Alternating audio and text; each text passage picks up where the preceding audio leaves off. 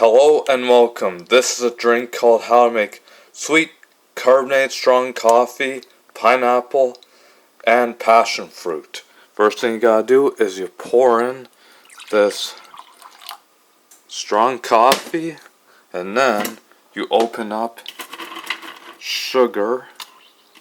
One more will do a trick. And then we stir it up. Then after that, you open up this unsweet carbonated water, which is pineapple and passion fruit, and you pour it into this cup. Taste it.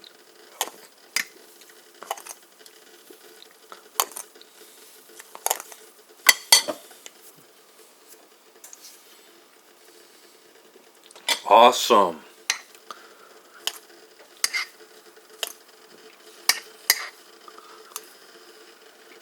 And after that, pour in a little more.